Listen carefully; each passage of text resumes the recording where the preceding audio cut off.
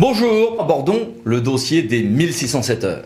La durée annuelle effective de travail des agents à temps complet dans le monde public varie. Le cadre juridique sur ce point est assez complexe, mais en résumé, on a 1 an à compter du renouvellement des organes pour passer aux 1607 heures. Sur tout ceci, nous avons voulu interroger des experts de terrain.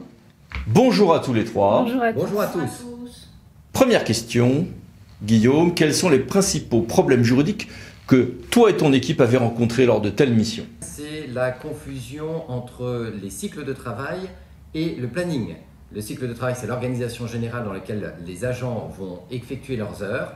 Et le planning, c'est ce que le chef de service prévoit au sein des cycles de travail. Le deuxième problème, ce sont les congés non légaux.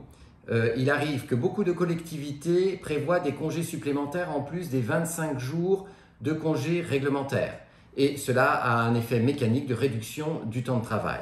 Le troisième problème, ce sont les autorisations spéciales d'absence pour motif familial.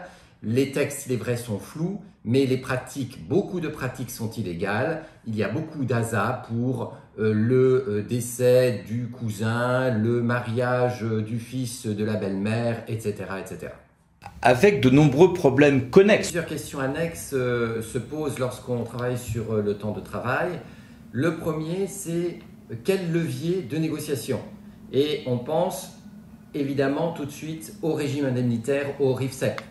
Ce qui pose tout de même une difficulté, c'est que la réforme du RIFSEP a été antérieure à la réforme du temps de travail, alors que l'idéal aurait dû être de faire les deux réformes en même temps pour avoir une marge de manœuvre plus importante. Il n'empêche que certaines collectivités ont encore des marges de manœuvre avec le RIFSEP et dans la négociation avec les organisations syndicales, mettent en balance l'amélioration du RIFSEP en contrepartie de l'allongement de la durée du temps de travail. La deuxième question annexe qui se pose souvent, ce sont les reports de congés annuels en cas de congé de maladie. À la suite d'une jurisprudence de la Cour de justice de l'Union européenne et du Conseil d'État, un congé de maladie ne prive pas un agent de ses congés annuels dans certaines limites fixées par la jurisprudence. Madame Neuwieser, quels sont vos conseils méthodologiques lorsqu'il y a de telles missions, justement?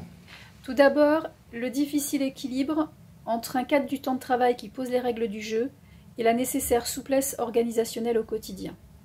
Pour éviter ce risque, il est absolument nécessaire d'être extrêmement pédagogue sur les termes et les attendus de la réglementation. Second obstacle, un cadre qui soit déconnecté des réalités quotidiennes.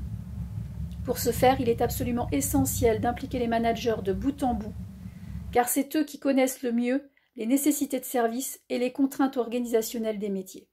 Et Madame Farnoux, quels sont vos conseils à vous?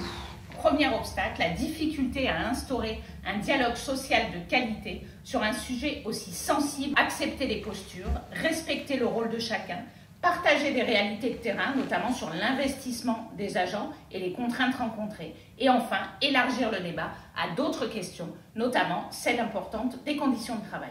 Deuxième obstacle, la difficulté à mobiliser la ligne managériale. Troisième obstacle, permettre aux agents de pouvoir dépasser leur sentiment que la participation n'est que de façade. Il s'agit ainsi de faciliter l'expression des inquiétudes, des questionnements, des difficultés rencontrées. Ce qui nous conduit à des exemples concrets d'obstacles à dépasser. Restons avec vous, Madame Farnoux. Il s'agit d'enclencher une dynamique collective et ainsi d'élargir la réflexion à d'autres questions, comme l'harmonisation des cycles de travail, l'équité de traitement entre les agents, notamment heures supplémentaires, mais aussi amélioration des conditions de travail et du service rendu à l'usager. Mettre en place une démarche participative au sein de la collectivité, associer les représentants du personnel dès le début de la démarche et tout au long de celle-ci, et ce, au-delà des instances officielles de représentants du personnel. Et restons sur la même question, mais avec vous de nouveau, Madame Neuwieser, quelques exemples d'obstacles à dépasser. Tout d'abord, commencer par une analyse des écarts entre les cadres internes de la collectivité d'une part, les pratiques quotidiennes d'autre part et la réglementation en vigueur. Dans un second temps, passer à l'élaboration du nouveau cadre en associant l'ensemble des parties prenantes et en étant particulièrement vigilant à la compréhension des attendus de la réglementation, avec comme clé d'entrée la qualité de service attendue, les contraintes métiers et la qualité de vie au travail. C'est tout à fait passionnant. Merci à tous les trois. Merci à tous. Merci à bientôt. Et au revoir. Et merci à vous. À bientôt pour une nouvelle vidéo, les 5 minutes juridiques par Lando Associés, pour VK.